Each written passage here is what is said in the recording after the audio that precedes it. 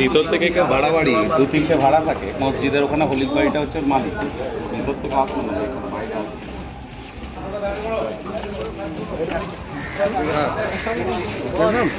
গত কয়েকদিন ধরে পূর্ব বর্ধমান জেলায় ডেঙ্গি পজিটিভ বাড়তে থাকায় এবার যুদ্ধকালীন পরিস্থিতিতে ডেঙ্গি আটকানোর চেষ্টা শুরু করল বর্ধমান পৌর প্রশাসন ও জেলা স্বাস্থ্য দপ্তর।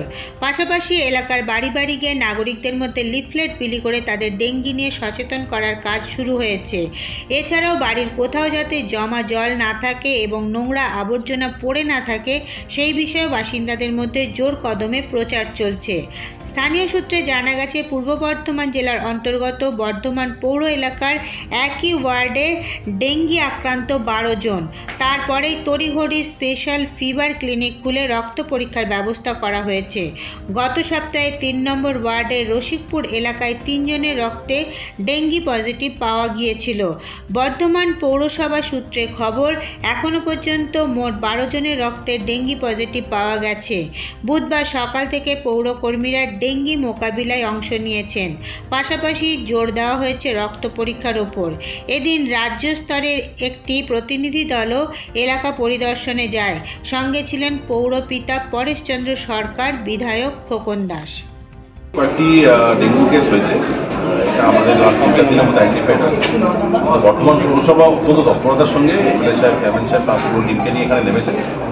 আমরা সমস্ত দুটো ব্যাপার, একটা হচ্ছে বাড়ি বাড়ি যে আমাদের সরজমিনে সার্ভেলেন্স হয়, হাউস টিম করে সেটা তারা করছেন। তার সঙ্গে যে ভেক্টর কন্ট্রোল অ্যাক্টিভিটি, যেটা আমরা কনজারভেন্সি অ্যাক্টিভিটি করি, পরিষ্কার পরিচ্ছন্ন করা, সেই কাজটা ওনারা করছেন। মূলত যেটা দেখলাম যে সাধারণভাবে বাড়ির ভেতরে জল জমিয়ে রাখার জন্য বা জল ধরে রাখার জন্য সেই সমস্ত জায়গায় কিন্তু জায়গায় লার্ভা পাওয়া গেছে। ওনারা ব্যাপকভাবে সচেতনতা কাজ করছেন, খুব অত্যন্ত তৎপরতার সঙ্গে তারা পুরো টিম নিয়ে মাঠে নেমেছে। এবং আমাদের মনে হয় আজকে যে ট্রেন্ড দেখছি অলরেডি কেসটা কন্টেন্ট হয়েছে, আরও কন্টেন্ট হয়ে যাবে।